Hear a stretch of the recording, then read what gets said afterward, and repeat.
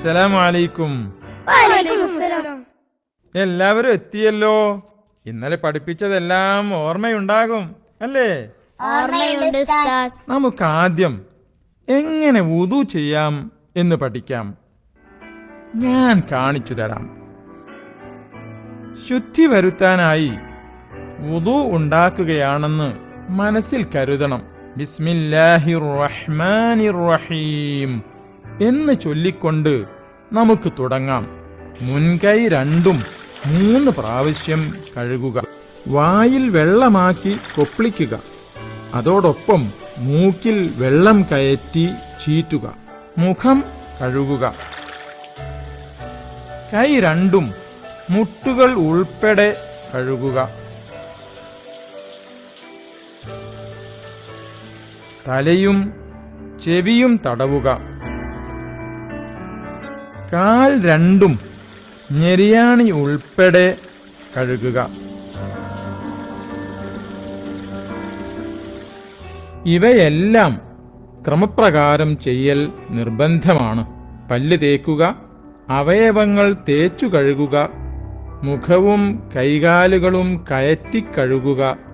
കൈകാലുകൾ കഴുകുമ്പോൾ വലത്തേതുകൊണ്ട് തുടങ്ങുക.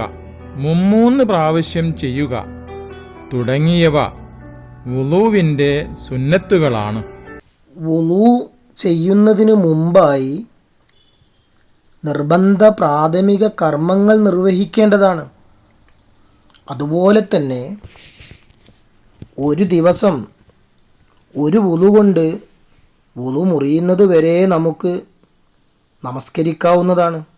വുളു ചെയ്തതിന് ശേഷം സോക്സ് ധരിക്കുകയാണെങ്കിൽ യാത്രക്കാരന് 3 ദിവസവും അല്ലാത്തവർക്ക് 24 മണിക്കൂറും അതിൽ തടവിയാൽ മാത്രം മതിയാകുന്നതാണ്. വുളു ചെയ്യുമ്പോൾ സംസാരിക്കാതെ ഷഹാദത്ത് കലിമ ചൊല്ലിക്കൊണ്ടിരിക്കേണ്ടതാണ്.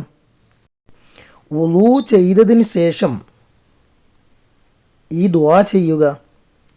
അഷ്ഹദു അല്ലാ ഇലാഹ ഇല്ലല്ലാഹ് വഹ്ദഹു ലാ ശരീക ലഹ് വഅഷ്ഹദു അന്ന മുഹമ്മദൻ അബ്ദുഹു വറസൂലുഹു അല്ലാഹുമ്മ ജഅൽനി മിനത് തവ്വാബീന വജഅൽനി മിനൽ മുതത്വഹിരീൻ.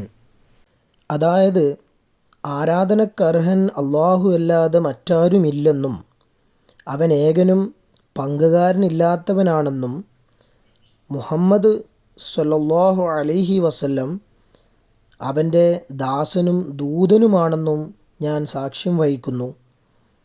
അല്ലാഹുവേ, എന്നെ നീ പശ്ചാത്തപിക്കുന്നവരുടെയും പരിശുദ്ധത കൈവരിക്കുന്നവരുടെയും കൂട്ടത്തിൽ ഉൾപ്പെടുത്തണമേ.